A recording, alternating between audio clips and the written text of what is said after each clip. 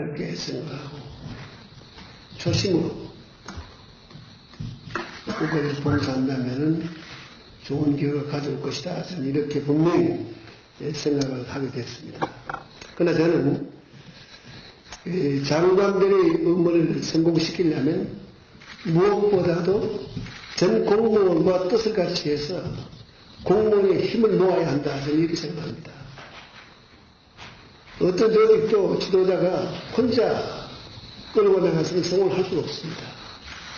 오늘 여러분들께서 말씀해 주신 그 모든 각 부서의 국정의 목표가 뚜렷이 다 파악이 된 것 같습니다. 작은 기간 내에 어젯밤 늦게 입수를 해가지고 어젯밤 늦게까지 또 토론하고 오늘 토론해서 했지만은 아주 짧은 시간에 이미 여러분들께서는 국정의 목표를 분명히 하고 있었습니다.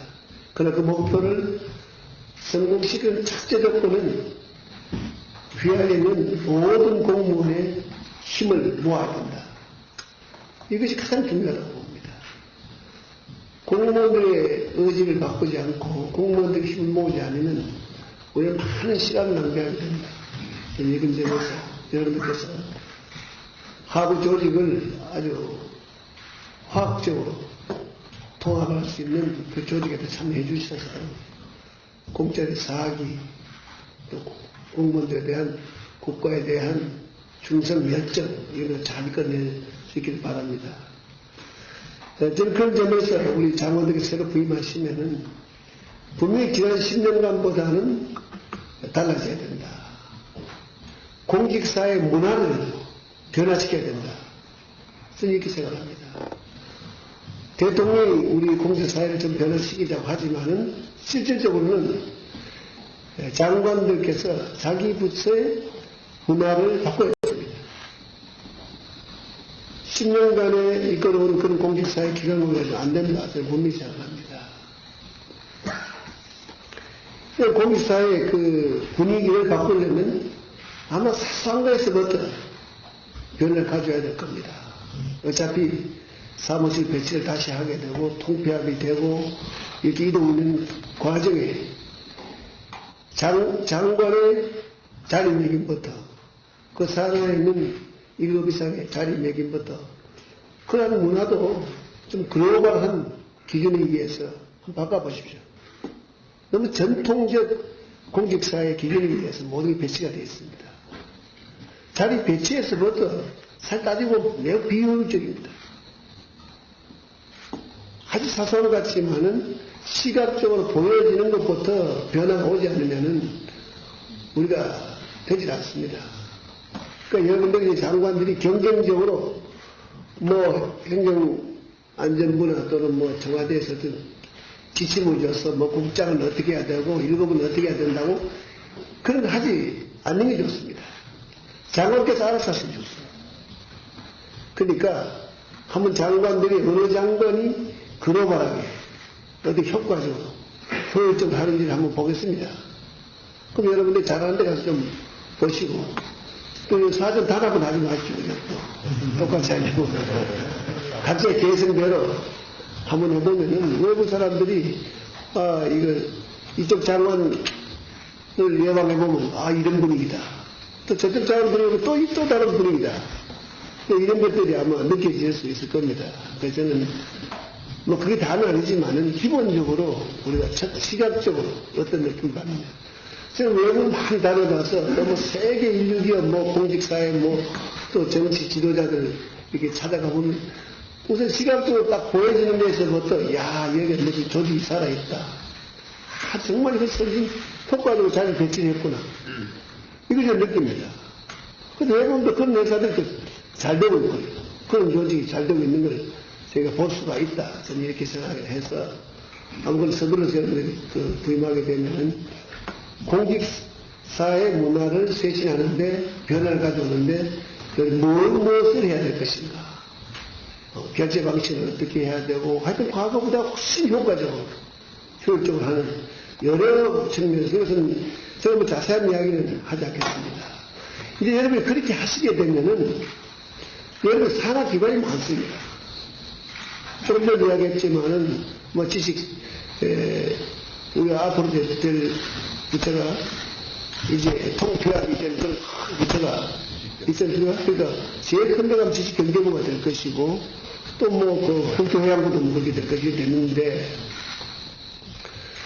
이런 데일수록 이제 많은 게 이제 달라질 수가 있겠죠. 그러니까 그 산하에 또 기관이 많잖아요. 그런 부서도. 그럼 여러분들이 그 사회, 그 공직사회 문화를 바꾸면은 그게 바로 산하 기관으로 갈 수 있다. 저는 이렇게 생각합니다. 뭐 우리는 바뀌지 않았는데 공직사회 산하의 뭐 기관이 이렇게 해라 저렇게 해라 자꾸 명령으로 지침으로 자꾸 내려보내는 것은 사실 효과를 못 낸다고 생각합니다. 우선 우리가 딱 변화가 되어지면은 그 산하 기관이라는 자동적으로 될 것이다. 저는 이번에 아직 뭐 1차적으로 성화는 통과되진 않았습니다만은 우리만 정부 조직법이 새로 바뀌어가지고 작은 정부, 뭐 효율적인 정부 이런 것이 되면은 아마 뒤이어서 16개 시도가 또 거기에 맞춰서 저는 조직이 변화가 올 것이다. 또 와야 된다 저는 생각합니다. 그러면 16개 시도가 바뀌게 되면 자연의 산하의 기초단체까지 영향을 끼치게 된다. 지금 어떨 때 지방에 가보면 기초단체 청사가 기초단체 청사입니다. 뭐 서울시 청사보다 난 데가 많습니다. 그럼 매우 비효과적입니다. 가보면은 화술지는 모르지만은 매우 비효율적으로 공간을 쓰고 있거든요. 그래서 저는 이걸 뭐 일일이 기초단체가 이래라 저래라 이렇게 해서는 안 된다고 봅니다. 우선 우리가 중앙부서의 각 부처가 그런 느낌 받고 그 시도지사, 기초단체장들이 중앙에 와서 장관을 만나보고 국장을 만나보면서 느낌을 받게 되면은 자연적으로 야 우리 이래서는 안 되겠다. 파급 효과가 있을 겁니다. 이건 어떤 기준을 만들어서 지침을 내보내가지고 어떻게 하라 저렇게 하라고 하는 것보다도 훨씬 효과가 있을 수 있다. 이것이 공직사회 문화를 바꿔나가는 기본 원리가 아니겠느냐. 대충 공직사회 문화를 바꾸자 이렇게 하면 또 토론해가지고 기준을 쭉 만들어 지침을 내려보내주고 이것이 관리들이지까지. 그런 건 다 효과가 없는 것 같아요. 제가 보면은. 그러니까 뭐 그런 점에서도 공직사회 문화를 바꾸는 것이 파급 효과가 갈 수 있도록 좀 여러분이 해주시면 좋겠다. 이게 제가 이제 이 환경이 바뀌면 자기가 바뀐다고 해서 경험한 게 있습니다.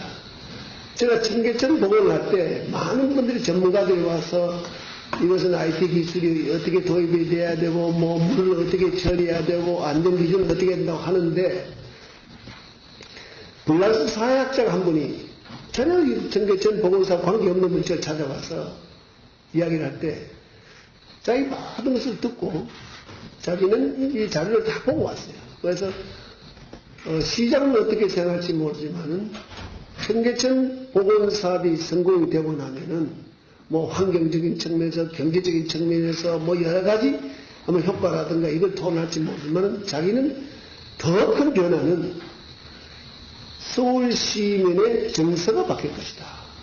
이렇게 이야기를 했습니다. 아주 막연한 이야기지만 정서가 바뀔 것이다. 그리고 서울 시민의 생활 양식에도 큰 영향을 줄 것이다. 그런데 자기는 계속 그런 사회적 변화를 조사해서 청계천 복원이 끝난 다음에 몇 년간 조사한다는 것을 한번 언젠가 시장에게 떠나겠지만 보고를 하겠다. 이렇게 이야기했을 때 저는 그 점에 대해서 그렇게 실감 있게 체감을 못했습니다. 그 사회학에. 근데 제가 그 후에 어떤 사실을 발견했냐면은 이 청계천에 가보면 여러분 아시겠지만 토요일날 주말에 가보면 많은 사람이 와서 갑니다. 이미 뭐 한 5천만 명이 다녀갔으니까 그 주말에 이렇게 많은 사람이 가면은 저기 가끔 가보면 뭐 어깨도 치고 남의 발도 밟고요. 당근 밟으면 또 신발이 벗기면 또 신발 신는데 거기에서 남의 발을 밟은 사람이나 남의 어깨를 친 사람이나 밟힌 사람이나 난 언쟁하는 걸 못 봤어요. 씩 웃어요 그냥. 다.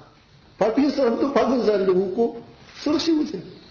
굳이 뭐 미안하다고 표현하다 얼굴에 표정으로 미안한 표정 짓고 또 피해를 입은 사람 괜찮다는 표정을 짓고 있지 그걸 가지고 저는 언쟁하는 걸 못 봤어요. 그 수많은 사람이 지금 1년 지나서 쫙 보면서. 그러니까 명동 가서 가끔 느낍니다. 어깨만 한번 받치면요. 실 똑똑히 달려야 눈, 끝 한 대가 더 붙죠. 없나? 이렇게 합니다. 깜짝 놀라요. 같은 불과 몇백 메다 사이의 거리에서 그 길을 걷는 사람은 같은 심리, 그 길을 걷는 사람은 껄비통 그냥 쫙 쳐다보고 막 그냥 언쟁을 하고요. 지금 여러분 한번 경험을 해보시면 좋습니다. 한번 어깨 툭 쳐보세요, 가시다가. 그런데 정말 이런 변화를 제가 보면서 그때 불란서 사회학자가 저희한테 한 것을 느끼고, 그 다음에 또 뭐가 있냐면요.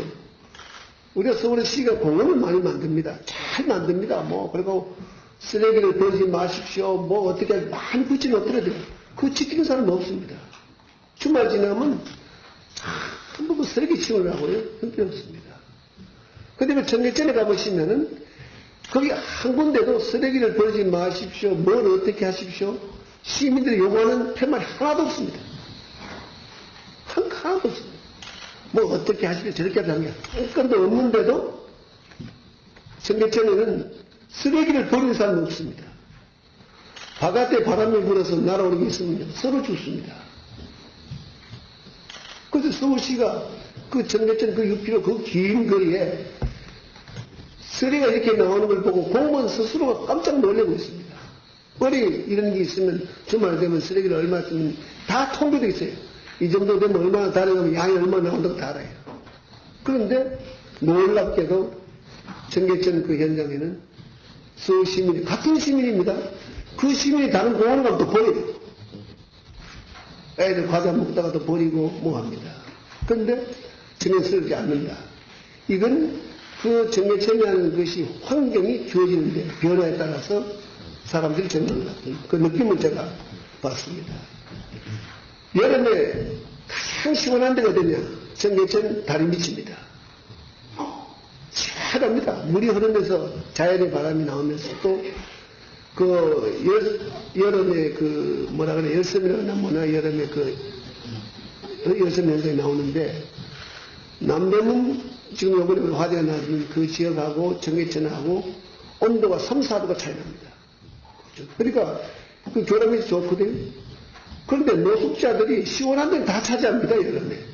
그런데 청계천 교람이 가장 시원한데 노숙자는 잠을 자지 않습니다. 그건 놀라운 일이에요.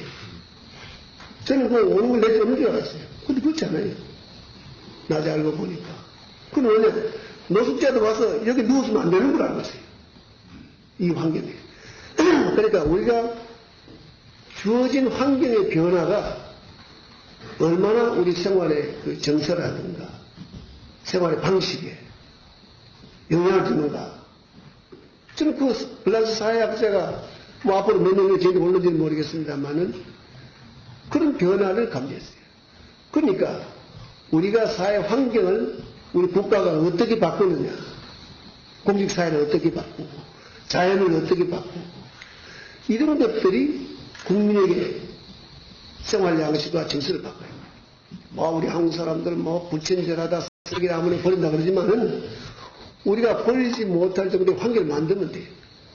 어떤 곳에도 쓰레기를 버리지 말고 간판 다 붙어 있어, 우리나라는. 어떻게 하라 저렇게 간판이 붙어 있고 이래 돼 있습니다. 그런 건 지키질 않아요. 그런 것이 한 곳이 없어도 그런 환경을 만들어주면은 안 하거든요. 우리가 불법으로 거리를 데모하는 사람들이 항의차 미국에 가면 내가 가만보면 미국 가서 법을 다 지키더라고요. 항의를 하면서도. 그리고 왜? 미국이 주는 사회 환경이 법을 어겨서 시위를 하면 안 되겠다. 그 사람들이 길목에 도착해 돌아오는 길부터 불법으로 얘기했어요. 시위를 할 때. 그럼 우리는 그게 통하는 사회다. 환경이 그렇다. 저는 이렇게 생각을 해가지고 우리 정부가 해야 할 일은 무엇인가 하는 것을 저는 여러분들에게 여러 이야기를 지금 하고 있습니다. 이것이 바로 공직사회를 변화시킨다고 하는 게, 여러분이 그런 환경을 바꿔주면은, 문화를 바꿔버리면 그게 파급이 됩니다. 파급이. 그렇게 해야지 일일이 지침서를 내려가지고 이래라 저래라 이런 식 방식으로 가지고 사회 변화를 가져올 수 없다. 아마 저 대통령이 제가 뭔가 새로운 변화의 모습을 보이고 청와대가 새로 바뀐 새로운 문화, 근데 바뀌어버리면 아마 여러분에게 좀 영향을 좀 줄 겁니다. 아마. 자, 이렇게 해서 파급을 주는 것이 좋다. 그게 뭐 저는 볼란 사회학자가 제일 이야기가 했습니다. 가만히 있던 사람 한 사람만 기치면 계속 옆에 사람 가만히 있다가 기치면 막 따라 한다는 거예요. 소위 긍정적 알파 효과라는 것은 우리가 좋은 것을 만들면 그것이 또 파급이 막 된다는 거예요. 나쁜 것도 파급이 되지만은. 그게 뭐 전문 용어로 뭐 N을 파급 뭐 이런 용어가 있더라고요, 보니까. 아무튼 제가 지금 말씀드린 것은 분명히 그런 변화를 가져오자. 뭐 목표 하나하나 오늘 말씀드린 것은 아니고요. 그렇게 하시고 여러분들께서 뚜렷한 우리 국정의 목표와 여러분이 부담하고 목표를 세워놓고 목표를 향해서 가야 합니다. 그냥 장관 자리 그냥 자리 딱 찾아가 앉으면요. 밑에서 올라오는 공직자가 올라오는 통상적 업무만 가지고도 바꿔요. 하다 보면 목표는 없어지고 공직자들이 통상적 업무에만 따라서 결제하다가 시간 다 가요. 그거 몰입돼버려요. 그러니까 분명히 여러분이 큰 국정의 목표, 다른 여러분 부서마다의 뚜렷한 목표를 확립을 해야 합니다. 그래서 그 목표대로 공직자를 끌어나가야 됩니다. 공직자가 통상적으로 업무도 얼마나 많습니까? 거기 몰입되고 거기 묻혀버리면 아무것도 못할 거예요.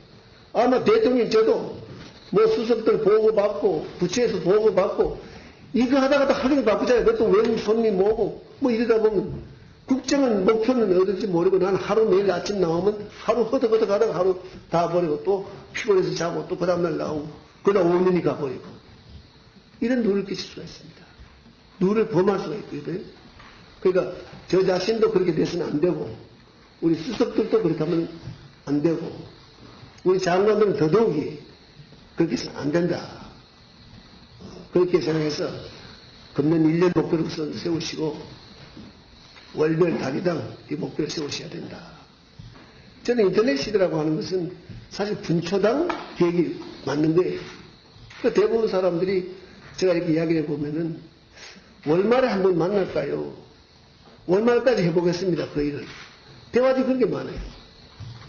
뭐 내달 초에 한번 뭐 중순까지 이런 용어를 많이 써요. 이건 옛날 아날로그 시대도 그렇게 안 했어요. 앞서가는 사람들은. 지금 이렇게 디지털 시대 와가지고 무슨 월초에 뭐 주말에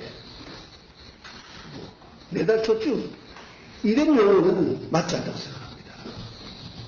저는 하루 단위에 오전이냐 오후냐 단위도 더 세 번 해야 된다고 생각합니다. 뚜렷한 그것이 바로 디지털 시대가 아니냐 이렇게 생각합니다. 그래서 저는 이제 국회가 일을 할 때 보면은 하루 기다리다가 뭐 밤 12시 다 돼가지고 또 결정이 되는데 뭐 그런 병식이 있어. 그러니까 이게 정치는 예입니다 또. 정치가 그렇게 논리적으로 되는 건 아닌 것 같아요. 논리적으로 됐으면 우리 이 문제도 새로운 정부가 이제 나가는데 최소한도 국민의 언제쯤 기간이 돼야 되고 그때쯤 돼야 취임하기 전에 장관들도 자기를 준비를 해야 되고 그래야 새로운 국정이 되고 세계 경제가 어려우니까 이 국무위원들이 준비도 단단히 해야 되고 새 정부가 단단히 해야 이 세계 경제 어려움 속에서 한국 경제가 살아가지고 거기에서 그래도 뭔가 일자리도 만들어내고 서민들을 살려내고 이렇게 합리적으로 생각이 이제 안 되는 거죠. 그런데 저희는 그 마음에 의해서 안타깝고 막 급하죠. 그래서 지금 현행법에 의해서 좀 어떻게 보면은 매끄럽지 않는 방식으로 이렇게 나가는 데 대해서 사실 매우 안타깝죠. 뭐 여러분들도 지금 아마 그렇게 느낄 겁니다. 그러나 이건 현실이기 때문에 현실을 우리가 염두에 두고 또 아마 국회에서도 저는 정치적 계산 또는 어떤 뭐 여러 가지 어떤 논리적이고 합리적인 이외에 여러 가지 이유가 있어서 다소 전될지는 모르지만은 아마 저는 정치권도 잘 타협해서 아마 새로운 정부가 잘 나가도록 한다. 새 정부가 잘 된다고 하는 것은 지금 국민이 지금 특히 이제 서민들이 어려움 겪고 있고 아마 금년 이대로 가면은 서민들 전부 더 어려워질 거 아니겠습니까? 그러니까 이걸 여야를 초월해서 우선 나라 경제를 살리고 사회적 분야 비효율적인 걸 제거하고 자금 정부, 효율적인 정부, 그저 규제를 없애고 정말 투자를 할 수 있도록 공격하지 않은 그런 것이 일단 목표이기 때문에 저는 이러한 뜻을 국민들께서도 이해해 주시고 정치권에서도 이해해 주시지 않겠느냐 하는 생각을 저는 갖습니다. 오늘 우리가 짧은 시간이지만은 여러분들 아주 효과적으로 회의에 임해주시고 또 마음을 파악을 했기 때문에 좋은 계기가 됐다. 그러고 그걸 이해하는 것이 또 매우 중요하다. 그래서 짧은 시간이지만 여러분이 저를 이해하는데도 다소 도움이 됐을 거라고 봅니다. 앞으로 이제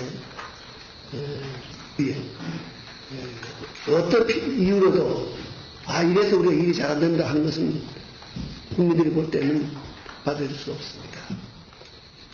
현행법에 했든 정부적 것에 대해서 하든 아무튼 그 현상에서 시행되면 딱 최선을 다할 수 있는 준비를 완벽하게 해주시길 바라고, 여기 우리 의원들이 많이 와 계시니까 우리 한나라당 의원들께서도 여야의 협상을 좀 잘 하셔가지고 짧은 시간이지만은 그 정부 조직으로 통과되어서 정말 우리는 저 생각은 그렇습니다. 정말 일하고 싶은 사람이에요. 다른 개인의 암욕심이 없습니다.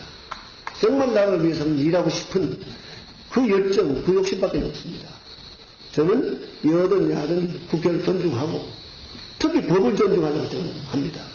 그렇기 때문에 이번에도 혹자들은 새로운 정원 조직법을 가지고 발표하자 그랬지만 저는 그건 있을 수가 없다고 봅니다. 저는 이번에 당선자로서 특검에도 제가 3시간 이상 조사를 받았습니다.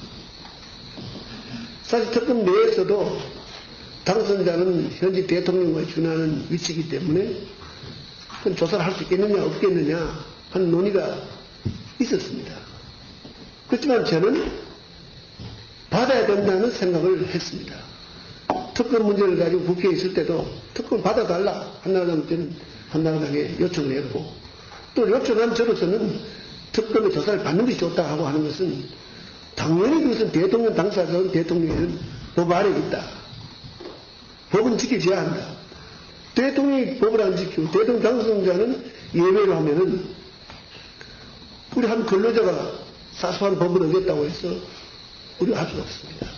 정례 법무부 장관 후보자께서도 앞으로 법질서를 확립하겠다. 이건 지상 목표입니다. 선진국의 선진 사회 인류국가를 만들자는 목표지만은 윗사람은 지키지 않고 하부의 노동자를 지키라. 이건 안 됩니다. 그렇기 때문에 저는 이번에 여러 사람들이 다른 의견이 있었지만 스스로 통보를 했습니다.